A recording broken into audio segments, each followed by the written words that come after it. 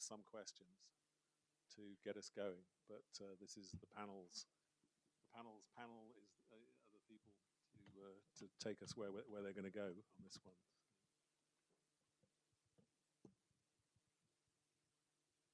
So the general theme is it's about GQL and SQL PGQ, and I guess that raises questions about where those standards are going to go and how they're going to interact with what we're doing in the industry more generally.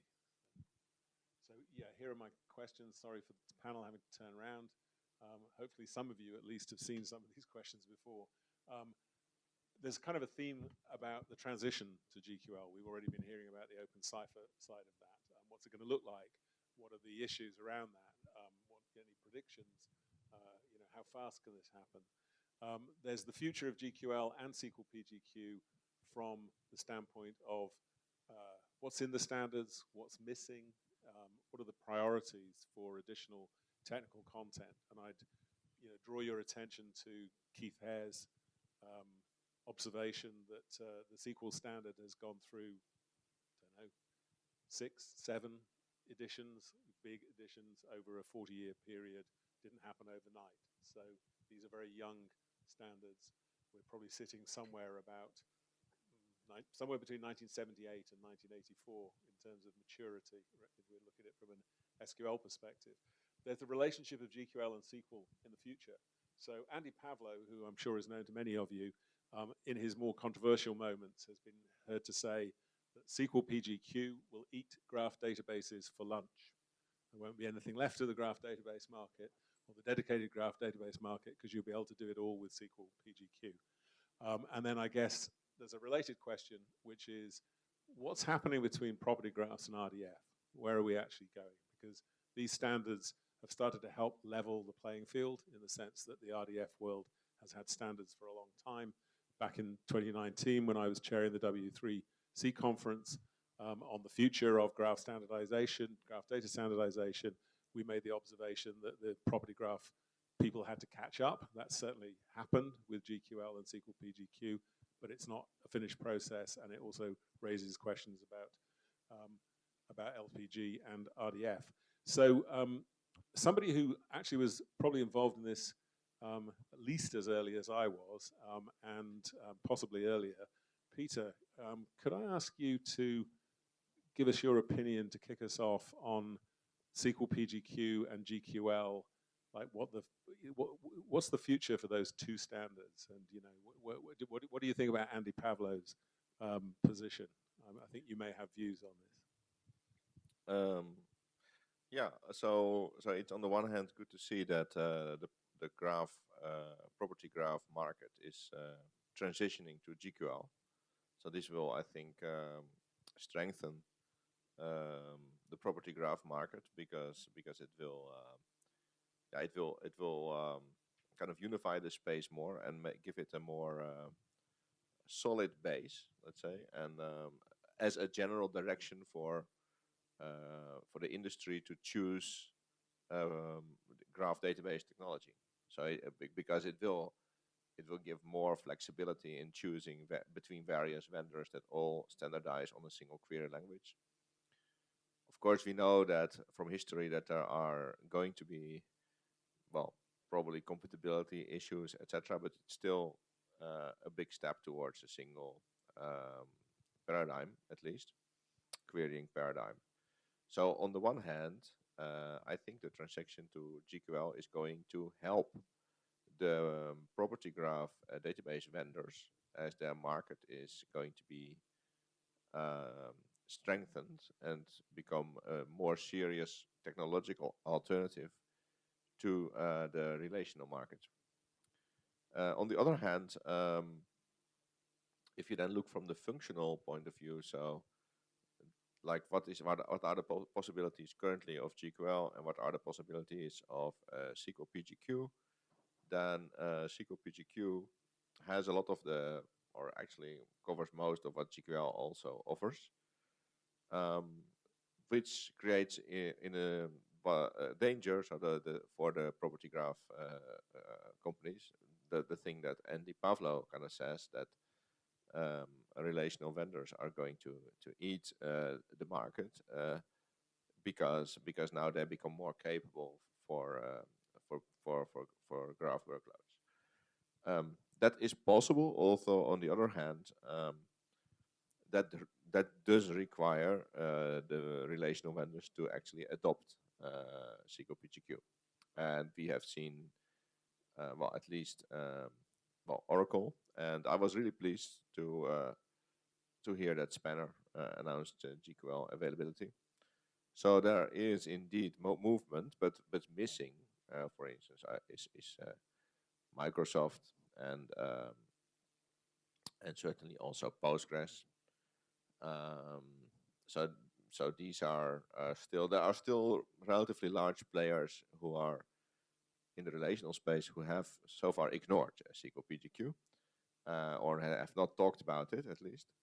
And yeah, so for Andy's comments to come true, we will need to see more serious adoption of PGQ. It's very early days, of course, but it's difficult to say how this will be going. I mean, we also have to take into account, and yeah, you asked me to look into the future. Well, I cannot, of course, look into the future, but I can tell you that the relational database market is very large, and it's growing in the cloud, and it's growing in the analytics side of things. So there is a lot of money, there is a lot of development, there is a lot of things being developed in the whole market. If you compare, let's say, the graph segment of that whole market, it's a small segment. So one of the reasons why relational vendors think they can maybe ignore SQL PGQ for the moment is that for them it will also be relatively still a small market. And that is a danger because I mean, I would like to see SQL PGQ succeed, and but it will require yeah, adoption by the vendors with serious implementations. So we don't know how this will end. I mean, we are making now with DuckPGQ at least a step, but this is still the very small first step with DuckPGQ to provide PGQ support, SQL PGQ support in DuckDB. DuckDB has quite a few users, so I think that's also a step. But let's see. We also have to see. I mean, we are very curious. I mean, we have not. This is actually the first time I've really talked about DuckPGQ as something that you should download or test. So before this, we thought it was not mature enough and that you should probably better not do that. And it's still not very mature, but I'm very curious how it will develop and what other feedback will be that we'll be getting. And yeah, I heard a bit from Oscar's answer that it's also for Oracle still relatively early days. So yeah, Alistair, I cannot look into the future. So there are various possibilities. I mean, if the relational vendors are successful in adopting PGQ, and if a buzz is starting around SQL PGQ and people flock to SQL PGQ, then Andy Pavlo could be right, because yeah, that. But what, I mean, in general, it would be a very positive thing, I think, for graph databases, because the SQL market is huge.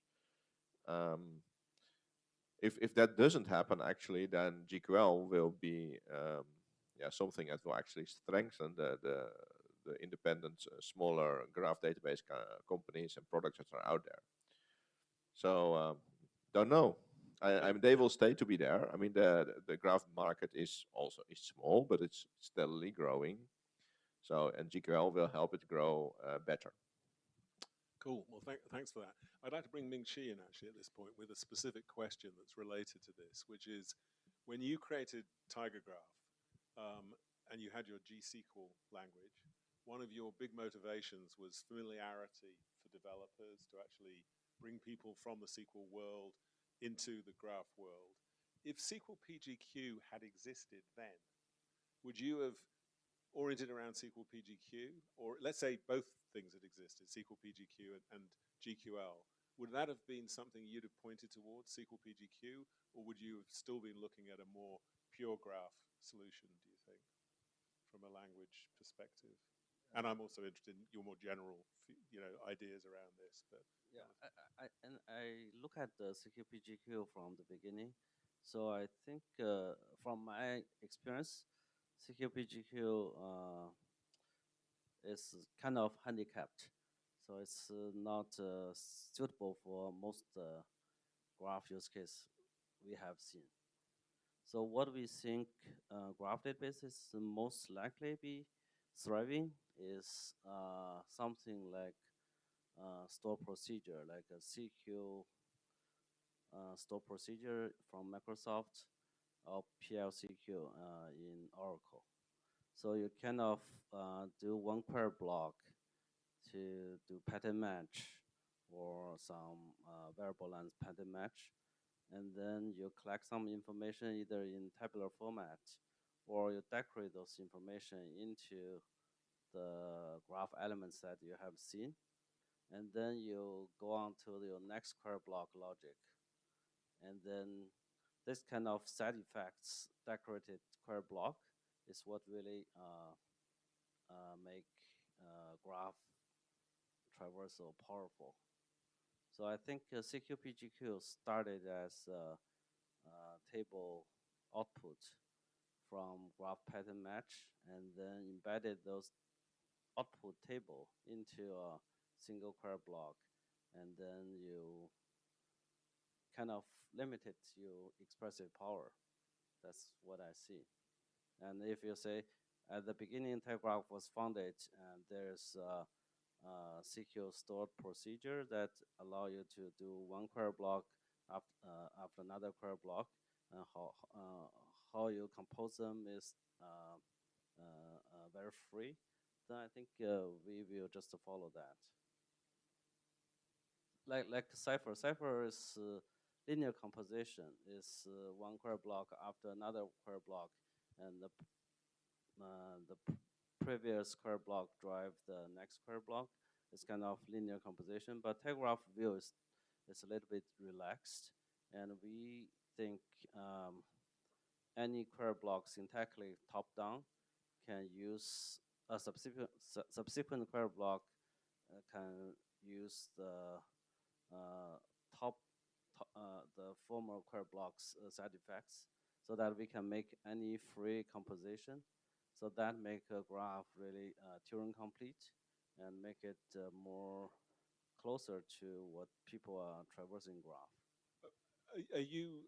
I mean, I've heard people talk about the idea of being able to embed within GQL queries and procedures a language like Gremlin, for example. I mean, it could be another language, right? But are you thinking along those kinds of lines about being able to intermingle different languages, like have foreign functions within GQL that would enable you to post-process the results of the actual GQL core query? Is that the Yeah, so kind of thing? Telegraph, when we started, we didn't look at Gremlin, we didn't look at Cipher, so we look at CQ, and we kind of started with CQ store procedure, query block after query block. And later on, we do a comprehensive study of Gremlin and Cipher. And we kind of step away from Gremlin because it has runtime frontier in the developer's mind, and it's explosive. So Telegraph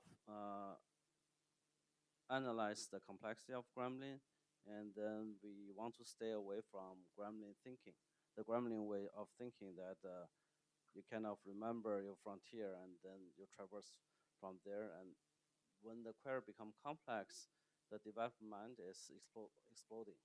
But Telegraph is thinking that everything that when developer is developing a graph query, your mind is confined to the topology complexity.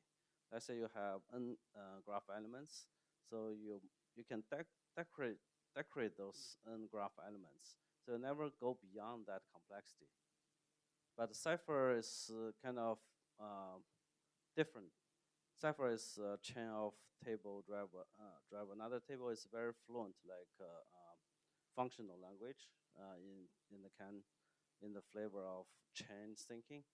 So we think Cipher is more natural for developers and relative simple.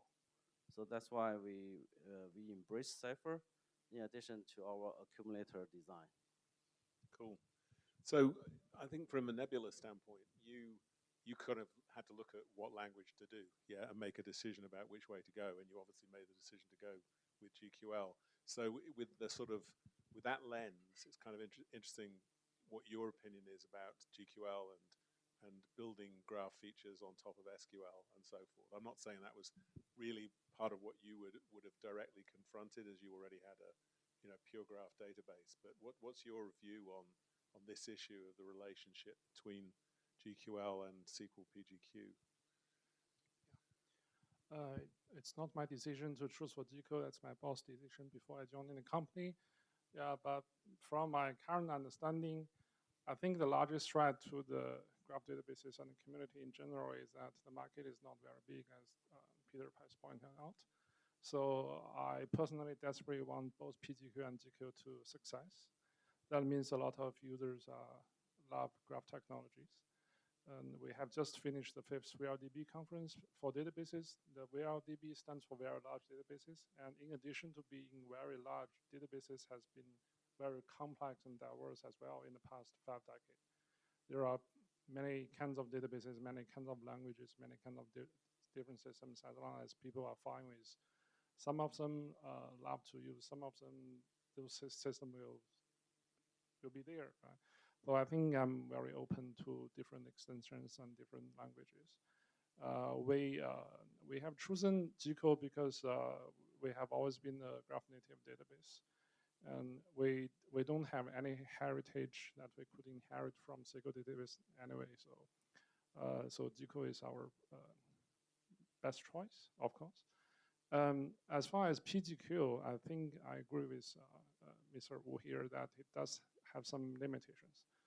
And it is theoretically possible to create a very powerful graph querying experience out of existing relational databases by supporting PGQ. But you have to invest heavily into supporting graph queries in the relational kernel anyway, so that you have to pay the same engineering effort to design the underlying data structures, querying and runtime and so on, so that you can have a very fast and powerful PGQ feature that could support very complex graph queries. And without that, you will have the same performance experience from a relational database. For example, you will have issues when you are, for example, traversing a very large graph in multiple hops, for example, more than 10 or 20 hops. That is something that graph database is very good at, or can be very good at. But out of a relational kernel, it may be very slow and costly. So, because previously I was doing relational databases.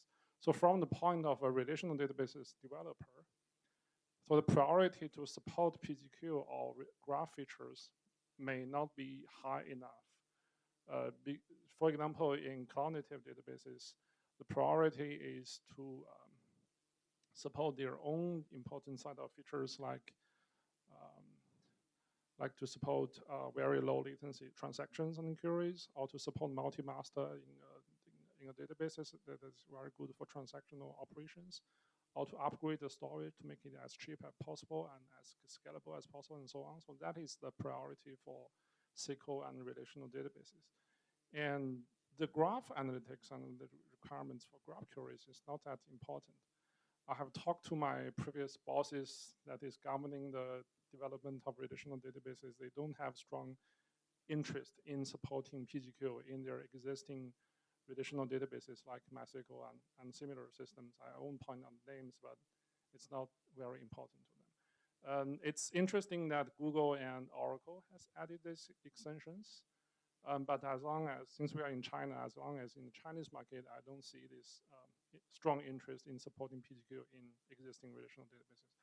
So if the relational world wants to eat graph world for lunch, it's not going to be easy way. I can't visualize their stomach as so powerful right now.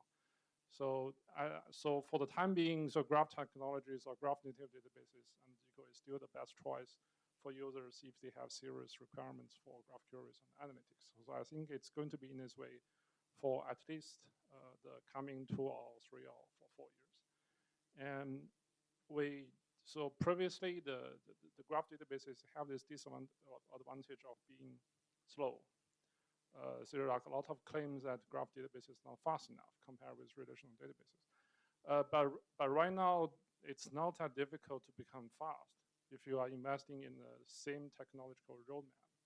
It's not that difficult because in databases, there are no secret of how to execute accelerated query. So if that can be done for relational kernels, we can do the same for graph kernels as well. So GQL system can be very fast, very easy to use, very suitable for graph cases. I think there's no problem for that. So I'm not seeing the PGQ side to eat the GQL path in the near future. And I think the GQL will stay and probably develop very healthily in the coming at least 5 years. And so I think I'm quite confident about that. Yeah, I'm also very happy to see that the big guys like Google and Oracle, they're serious about this extension. And is there one interesting aspect of Google that they supported GQL in Spanner. They kind of merging SQL and GQL in the same product, which is different to Oracle, that the Oracle adopts the PGQ as an extension to SQL. So I think the GQL has its own beauty that is being appreciated by a large community. That is good, I think.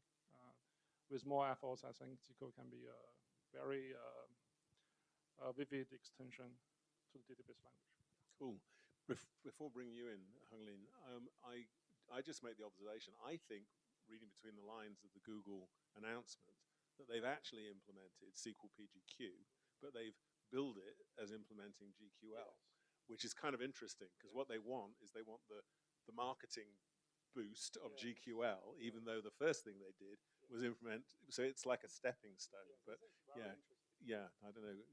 What's your view on all of this? Do you have any thoughts?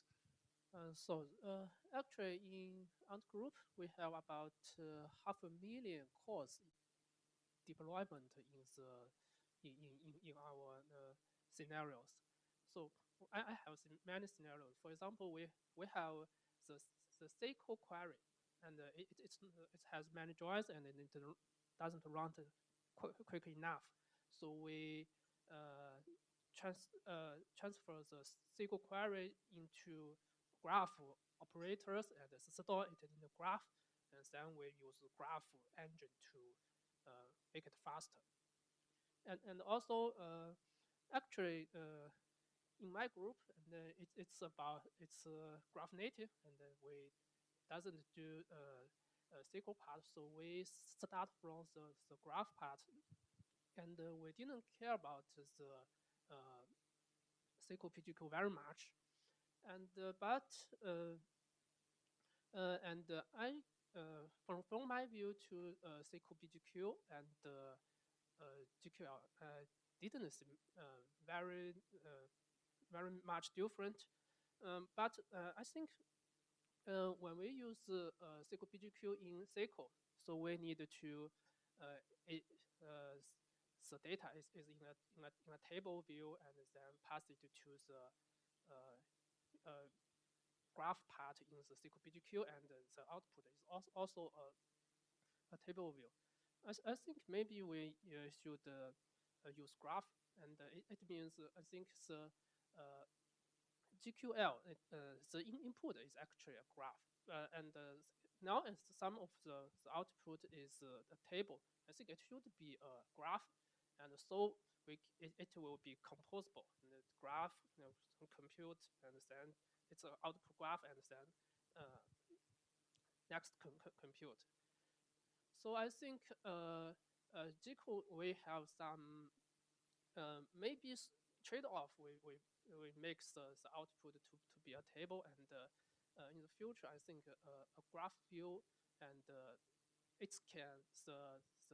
GQL can only GQL do that part of things. Yeah, that's a really interesting point. I was actually going to raise that under the sort of issue of what are the priorities for future technical content of these two standards, because I have the same view. I think that the more you get into the development of what should be the ultimate picture for GQL, including this key question of composition, of the ability to actually emit a graph, and you were talking about in your work in nebula effectively that capability with projection and so forth. The further and further you get away from just being able to live in an SQL world, right? You're doing real graph native things. So that raises the question: what's missing at the moment in GQL? Maybe we could start with that. I mean, we've heard a little bit from Oscar about SQL PGQ and some of Oracle's ideas about what's missing from SQL PGQ. But I'm sort of mainly interested, first of all, in what, GQL, first version of the standard, early days, key point you've just raised. What else do people think needs to happen in GQL, and what would the priority be? If there's going to be a GQL 2026, let's say, or 2027, what should it have in it that we don't have in GQL 2024? We might as well go in the same order. Peter, you've got a mic right next to your mouth, so. Oh yeah, thank you. Yeah. Well, I mean, we have, by the way, heard quite contrastive things because I want to remind that indeed some people have said that graph databases are slow. Others have said that graph databases are faster. Of course, it depends on the system. I would like to remind that we did this LSBQ exercise, or Gabor did that at some point, which was a simplified version of the LWC benchmark, and graph databases on these analytical pattern matching queries had great difficulty actually in competing with relational engines at that point, at least. Of course, there are different markets, and 2Graph was also not tested, for instance. So yeah, but there is still a way to go, I think, in performance improvement. Yet, back to your question, what is missing functionality? So, well, I think personally, you could for GQL, of course, say, okay, updates. I think that's an obvious one, but currently, but I would also remind of pathfinding, and specifically weighted pathfinding. Personally, I think that there is an interesting opportunity for the graph market in the graph RAG. So currently, people use vector search for doing RAG. So yeah, you use kind of some similarity distance on some kind of embedding to find related entities, and you use the related entities to the query to enrich, to provide background information in the prompt, such that you get a better accuracy on long tail kind of questions. Okay, so you put extra knowledge in the prompt in order to get to not get hallucination. This is a huge thing, and the whole vector kind of, there are a whole new class of database system, vector databases that specialize in this. But it's also an opportunity for graphs, because I think we could do something like weighted shortest path finding. So imagine you have a knowledge graph, you have a graph of entities, and somebody and you find kind of an entry point, but you want to find the related concepts to your query, and then you want to kind of use those most related concepts to enrich your prompt with. The advantage of doing this in a knowledge graph, and the advantage to do it with shortest path, but I think more realistically a weighted shortest path, because it's about similarities and you want the most similar answer to be there, is that this provides an explainable alternative to vector search. Afterward, because vector search is completely unexplainable. You get some nearest neighbor in some high dimensional space that nobody knows what it means. Whereas in knowledge graph with the shortest path, you can actually explain why this is the most related concept, which will be necessary in certain application areas where you will have to explain why a particular answer was generated. So I think it's a huge opportunity given the extreme hotness of this particular use case. And yeah, I think that we need therefore weighted shortest paths. Cool. Ming-Shi, why don't we do it in the same order, and then I don't have to think. Yeah. So the first thing I think in terms of priority, I would add the join operator, because if you look at the GQL, currently it's match after match, and it generates final tabular output. And if you look at the query plan, it's a sequential linear composition, and what is missing to improve, actually increase the expressivity, is actually introduce the drawing operator. And in TagGraph 2021 Sigma paper, we lay out that vision. So we think pattern match is one unique characteristic of graph workload. And also you can combine that pattern match with relational drawing operator to further enhance the usability of your query. So that's number one. And number two, I think TagGraph's accumulator is really powerful. And we have surveyed extensively with our existing customer, especially those who are sticking with us, generating ARR, and those who are churned and why they are churned. And we find a common theme that they stay with TagGraph. It's mostly they like to use TagGraph agility provided by the accumulator to do different composition, and they can achieve very powerful query results that CQ cannot easily give. So I think if we have time, we will propose accumulator to be a major extension to GQL 2.0. And accumulator is just runtime attributes that you can decorate to each vertex and edges. And when you traverse, and it's usually iterative, and you want to leave those side effects elegantly with the object ID so that you can gather more powerful information in multi-iteration. Yeah. One quick question on your first point about join. I mean, Oscar mentioned elaborating the implicit joins in pattern matching. How do you see that direction versus an explicit approach to Yeah. join? Yeah, so if you look at GQL OpenCipher, so what they support is implicit join from the declared alias of the variables. And the only one that, in addition to that implicit join, you have left outer join, and that is provided by option match. And what we think is each vertex is a table, and each match result is a table. And if you break the linear composition or free the linear composition constraint, you can have arbitrary matched table intermediate results, and you can compose them by all the relation join operator. Let it be left join, out, right inner join, or right outer join even. So I think that will greatly enhance the flexibility of the GQL.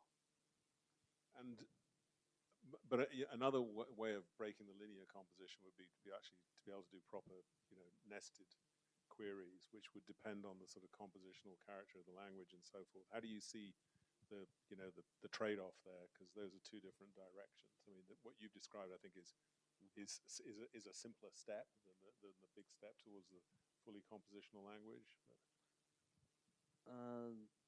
Yeah, I think linear composition is one chain of thoughts, and sometimes I treat my graph as a big information repository, and I have one chain of thoughts. Maybe I have another chain of thoughts, and then I want to union them, intersect them, or just Cartesian product them.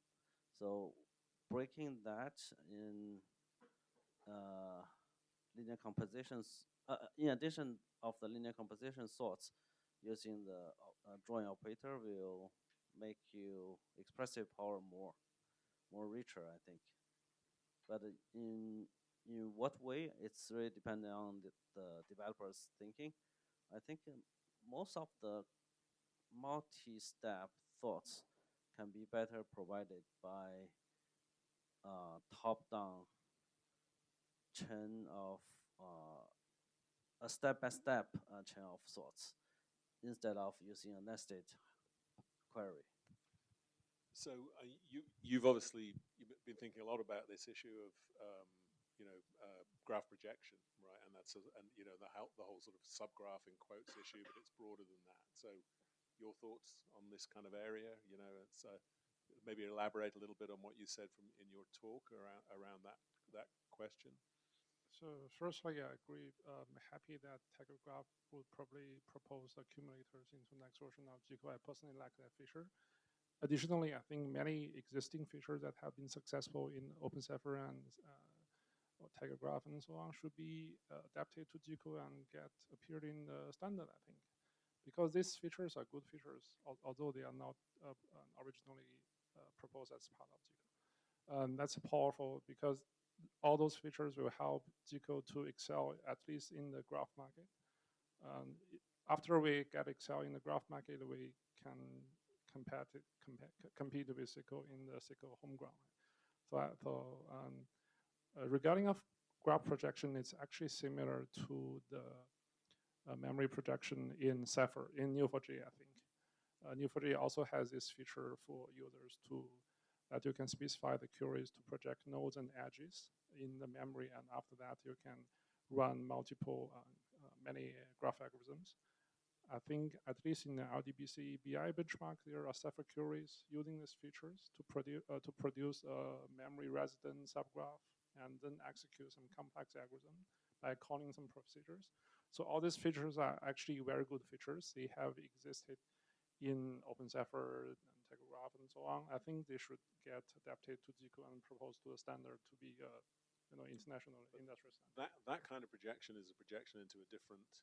It's not just a question of the fact it's a projection into a different format, but it's not compositional in the sense that you can keep going with Cypher. You know, it's like, which is what I think you were referring to. Yeah, is that when you get the graph, it's just another graph, and anything you can do on a graph, you can do, you know, including any language that you can apply to the graph. So basically, all these forms of graph could be supported because graph is a top-class citizen in graph databases. We should support all forms of graph and allow users to manipulate graph as much as they like.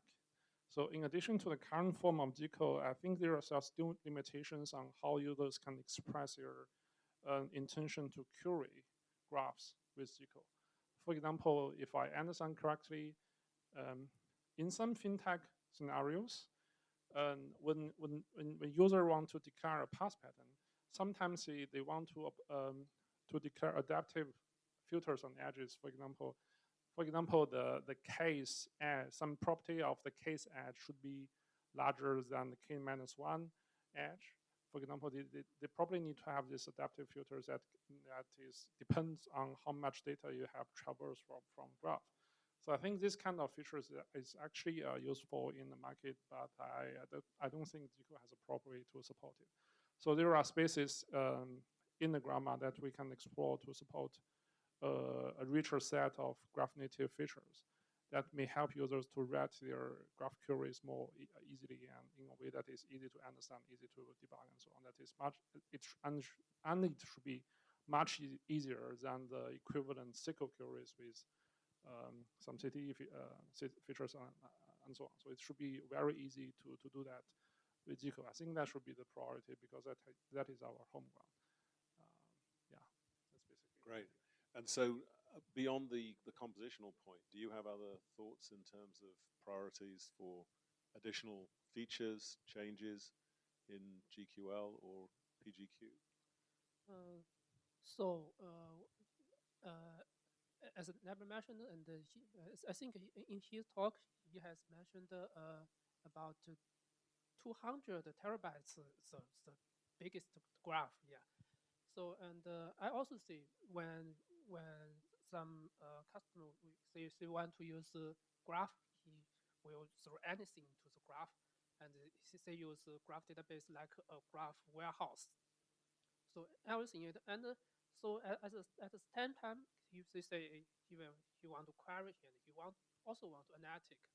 So he will want to do some page rank or community detection, and that kind of whole graph iteration operations. I think it should be added to GQL. So or GQL should have some kind of to support this kind of operation. And so we can use graph uh, to satisfy the we want to use it. Someone drops the data in it. He doesn't want to do another graph to do another job. He wants to use this data to do all the things. That can SQL database can do, but graph and I see in our group here is many split small graph database. I think this kind of thing maybe we can it has higher priority. Yeah. Cool. How long have we got for the? At most, that sounds like we've got 5 minutes. I think you're being polite. Let's just have a look at. Yeah, okay. Very quick round. Property graphs and RDF and the future of property graphs and RDF. I know that we can't look into the future in a literal sense, but Peter, you're one of the people who's helped make the present that we're currently living in. Right? SQL PGQ wouldn't exist if you hadn't done certain things, and probably GQL as well. So with that in mind, what do we think about LPG and RDF? And a minute or two from each of us, if that's okay. I think probably they will continue to coexist. Most growth has been in property graphs. I still think it may be that this whole what I just was talking about the use of knowledge graphs in AI application specifically for prompts may give RDF a boost. But I think we can also do interesting things in this regard with property graphs.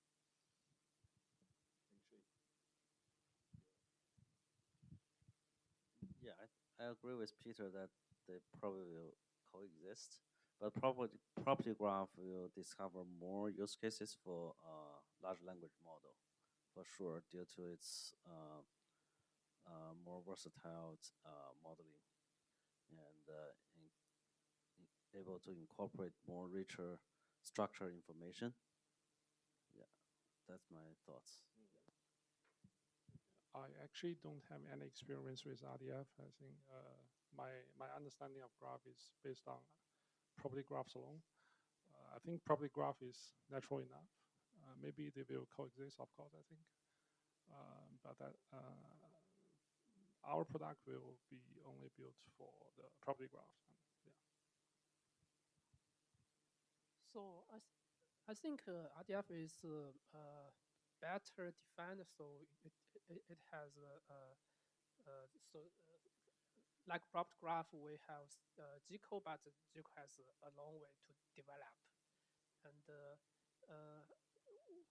I think if we can merge the RDF and the property graph, and also we also found some scenarios property graph and RDF cannot satisfy. For example, we may think about hypergraph or no, it's not actually hypergraph. For example, some magazine published event, and in the event it also has so the event is a vertex, and in the vertex the event is maybe a person eat an apple, so it has hierarchy. So like this kind of things, how we can use a graph model to describe it, because once we define a graph and when it will evolve, and when the time goes and we need more detail, and how to we put some more hierarchy graph information into the formal graph is also a question.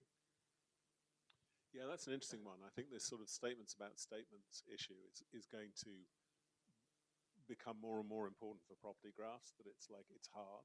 And conversely, I think the RDF I think has a fundamental problem, which is it's not record oriented. And the reality of data processing is it's record oriented. And every attempt to make it not record oriented doesn't really work. And that's just a very pragmatic, I can see all kinds of elegances in, if you want to just build up from concepts and facts and so on and so forth. but I think that's the sort of empirical experience. We organize clumps of information that are related, that sort of structured point. I mean, and my observation would be that the RDF community feels somewhat on the defensive. I mean, I've had two intersections. One was the 2019 conference, where we very deliberately wanted to make sure that it wasn't a confrontation about RDF versus property graphs, but trying to sort of build bridges and look at ways of doing integration and the issue of standards from the property graph perspective to catch up with RDF. But and then more recently, watching what's been going on around OneGraph and the discussions that have been happening around RDF star and trying to bring that into land makes me feel like, they are somewhat on the defensive, and yet at the same time, there's such an enormous richness of stuff that's been built in the RDF ecosystem. I think a lot of that has got to be brought into the property graph world. My sort of final comment on that, and will be the last thing I will say, and I'll bring the panel to a close with this, is when I was given the job of trying to make OpenCipher into a standard, and eventually what we ended up doing was saying, as Valerio was referring to, moving into the GQL initiative and leaving Cypher as one contributor to that. I met people in Oracle who'd been thinking about this problem, the standardization problem, but were already in the Oracle's work in the graph space. And way back then in 2016, this probably was, somebody made the observation, we've already made the decision, and these were people who'd worked in the RDF world, got their PhDs in the RDF world. It's not going to be RDF, it's going to be property graphs. And I thought, well, if there's anybody who knows, it's probably these people. They're actually, they're practitioners and on both models. But it'll be interesting to see how it actually develops. I think GQL and SQL are going to converge to some degree over time, and I think RDF and LPG are probably going to converge, but I think LPG is going to be the core of where it goes. Anyway, that's my 2 cents. Thanks very much to everybody on the panel for participating. Have we done it quickly enough? Yeah. Okay, good.